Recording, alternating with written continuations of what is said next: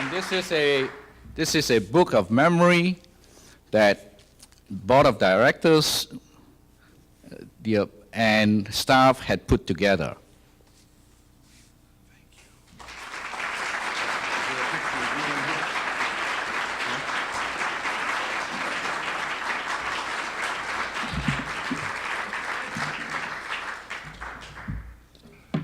This makes it official. It is finished.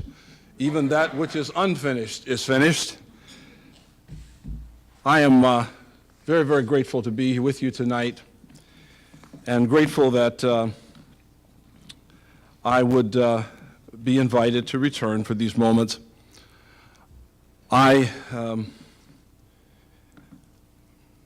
Bishop Matthews, and your colleague bishops who are members of the board, General Secretary-elect the Reverend Kim Cape, directors of this great board, its dedicated staff, and gathered guests, sisters and brothers all. I'm thankful to be present with you this evening and share in this time of remembrance of the years that constitute my term of service as General Secretary. I'm thankful to each of the individuals who have, in their accounting of my stewardship of the resources of this board, those speakers who have gone before and who have managed to avoid any redundancy. And they've made it possible for me to have a wider angle of vision of what you thought you were doing, what I thought I had accomplished, and what somebody else is willing to tell others that you really, really did or did not do. I'm thankful to be present this evening with my family, especially my grandchildren, Charlie, and Lady Natalia, there she is, whose bedtime has come and gone. No one knows the blessing they and all of my family in Nashville have been to me until you sit and you calculate, as I have done, an average of 160 nights of absence from home annually to accommodate international and domestic travel.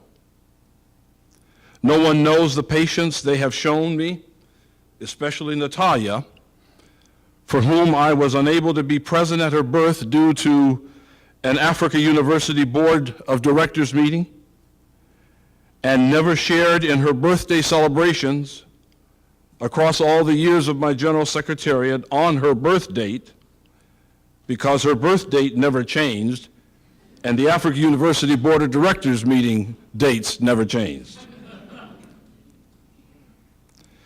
And no one knows the joys that were infused into my ministry of travel and meetings, all of which required absence upon absence, by Joyce Marie, my wife, my partner in ministry, my companion in Christ on a you-can't-turn-back trip, my friend, sometimes my harshest critic, but always my love. I am grateful for your gift, Joyce Marie, of multitasking and using it to free me in ways that made this ministry a joy every day of the week and twice on Sunday. And most of all, to be able to nail down your theory that females are indeed superior to males.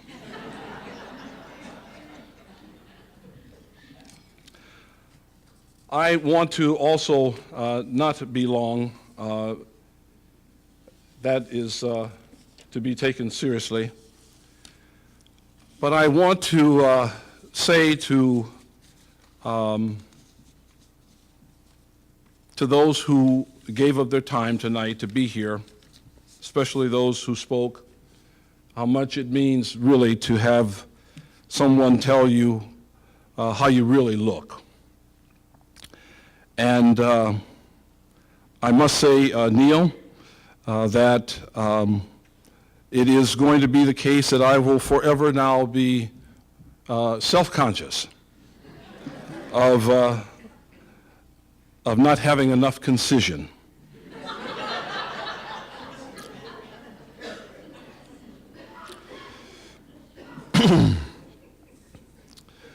The night is young, but I want to just take a moment, if I could, in order to acknowledge something that I hope will incarnate for you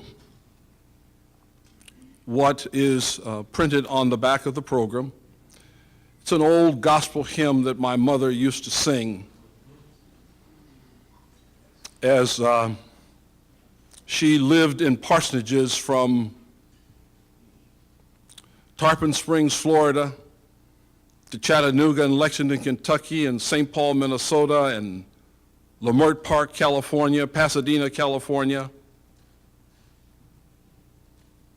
and then back to Morristown, Tennessee, and Chattanooga. That old hymn, it captures what I believe is the case for those of us who might at times tend to think of ourselves more highly than we ought. It is capturing in no small way the moment that my father at my ordination took me aside and literally found in a custodial closet in the basement of Abbey Chapel at Mount Holyoke College, where I was ordained elder. And he found a small bucket. He filled it with some water. And then he said to me, he said, "Son, this is a great calling, and it is one that is going to exact from you everything that you have and more. But I want you to be clear about who you are in this servant ministry. So I want you to stick your finger as deep in that water as you possibly can." And I did, since I obeyed him most of the time. And I said, "Now take it out."